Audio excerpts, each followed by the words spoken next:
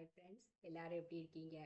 இன்னைக்கு வந்து நம்மளை வந்து ஒருத்தங்க வந்து மட்டம் தட்டிகிட்டே இருக்காங்க, குறை சொல்லிக்கிட்டே இருக்காங்க, பக்கத்தில் இருக்கீங்க அப்படின்னா அவங்கள எப்படி நம்ம ஹேண்டில் பண்ணுறது அப்படிங்கிறத தான் ஒரு கதை மூலயமா தெரிஞ்சுக்க போகிறோம்.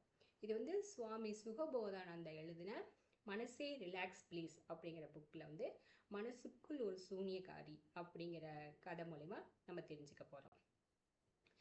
இந்த கதையில் வந்து ரஃபின்ஸ் அப்படிங்கிற ஒரு பொண்ணு, அந்த பொண்ணை வந்து அவங்க அப்பா அம்மா கிட்ட இருந்து சின்ன வயசுலேயே பிறந்த உடனேவே ஒரு சூனியக்காரி வந்து எடுத்துகிட்டு போயிடுறா, பிரித்து எடுத்துகிட்டு போயிடுறா.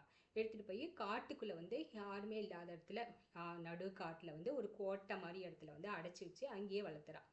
அந்த கோட்டையில் வந்து எந்த கதவுகளோ படிக்கட்டுகளோ எதுவுமே இல்லை, ஒரே ஒரு ஜன்னல் மட்டும்தான் இருக்குது.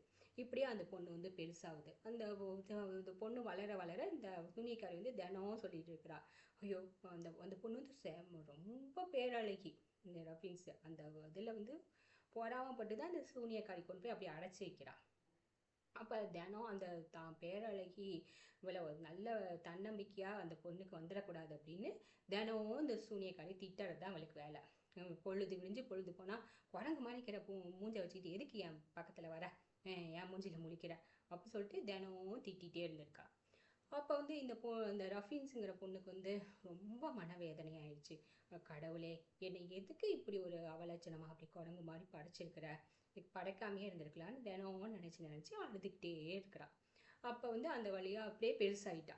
அப்போ அந்த வழியாக வந்து ஒரு வேட்டையாட வந்த ஒரு இளவரசர் வந்து இந்த பொண்ணை பார்த்துட்டு, ஓ இந்த பொண்ணு ரொம்ப பிடிச்சி போயிட்டு ஒரு நாள் வந்து இந்த சூனியக்காரி இல்லாத சமயமாக பார்த்துட்டு அந்த பொண்ணு வந்து உன்னை எனக்கு ரொம்ப பிடிச்சிருக்குது, நான் உன்னை வந்து கல்யாணம் பண்ணிக்க விரும்புகிறேன் அப்படின்னு சொல்லிட்டு கேட்கும்போது இந்த ரஃபின்ஸ்க்கு ஒரே ஆச்சரியமாக போச்சு.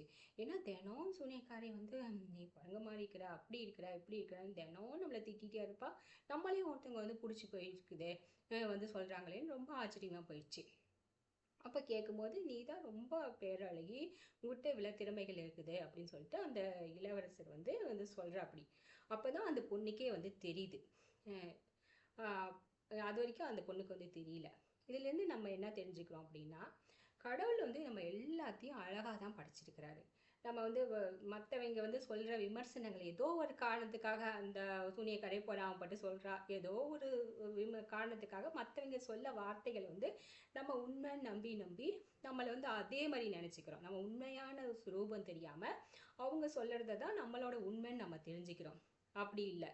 நம்ம வந்து அழகுங்கிறது நம்ம மேல் விதமான புற அழகை மட்டும் சொல்லல, நம்மளோட அக அழகையே எடுத்துக்காங்க. ஒவ்வொருத்தரும் ஒவ்வொரு விதமாக அழகானவங்களா இருக்கிறோம். ஒரு ஒரு பொண்ணை கேட்டால் அவனை வந்து ஒரு ஒரு உதவின்னு கேட்டால் அந்த பொண்ணு வந்து டக்குன்னு செஞ்சு கொடுக்குறவளா இருப்பாள். இன்னொரு பொண்ணு விதவிதமாக சமைச்சு மற்றவங்களுக்கு கொடுத்து சந்தோஷப்படுற அளவுக்கு ஒரு அன்னபூர்ணியாக நல்லா அழகானவளாக இருப்பாள்.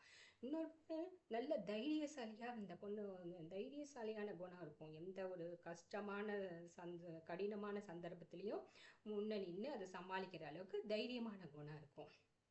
அந்த மாதிரி ஒரு மனசு நோகாமல் அன்பாக எல்லாத்துக்கிட்டையும் பேசுகிறவங்களா இருப்பாங்க. இந்த மாதிரி ஒவ்வொருத்தருக்குள்ளேயும் நல் குணங்கள் வந்து அழகு வந்து உள்ள அழகாக நம்மளுக்கு வந்து இருக்குது. அது வந்து நம்மளுக்கு வந்து ஒரு ராஜகுமாரன் வரணும், ராஜகுமாரி வந்து நம்மளுக்கு சொல்லணும் அப்படின்னு நம்மளுக்கு நிஜ வாழ்க்கையில் வந்து எந்த ராஜகுமாரனும் ராஜகுமாரியும் வந்து சொல்ல மாட்டாங்க. நம்மளுக்கு நம்ம தான் ராஜகுமாரன், நம்ம தான் ராஜகுமாரி, என்ன நம்மக்கிட்ட இருக்குது அப்படிங்கிறத நம்ம கண்டுபிடிச்சிட்டோம் அப்படின்னா மற்றவங்களோட விமர்சனங்கள் வந்து நம்மளை வந்து பாதிக்காது. இதை இன்னொரு சின்ன உதாரணம் மூலயமா இது ஒன்று ஒரு சில இடத்துல நம்ம கேள்விப்பட்டிருப்போம். இப்போ யாரோ ஒருத்தங்க நம்மளை வந்து நான் ஏன் திட்டுறாங்கன்னு வச்சுக்காங்க. நான் ஏன் திட்டுறாங்கன்னா கொஞ்சம் விழிப்புணர்வாக யோசிச்சு பாருங்க. நான் ஏன் திட்டா நம்ம எதுக்கு கோவப்படணும்? ஆக்சுவலாக நம்ம வந்து அவனை பார்த்து கவலைப்படணும், இல்லைன்னா அவனை பார்த்து நம்ம சிரிப்பு தான் வரணும். ஏன்னா நான் எப்படி இருக்கணும்னு நம்மளுக்கு தெரியும், நம்ம எப்படி இருக்கோங்கிறதும் நம்மளுக்கு தெரியும். நாய்க்கும் மனுஷனுக்கும் வித்தியாசம் தெரியாத ஒரு ஆளாக இருக்கிறானே, ஒரு அடிமுட்டாளாக இருக்கிறானே, அப்படிதான் நம்ம யோசிக்கணும்.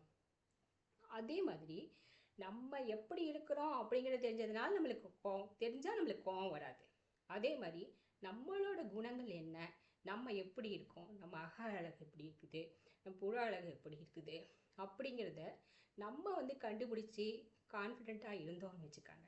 அப்போ மற்றவங்களோட விமர்சனம் நம்மளை என்ன பண்ணோம்?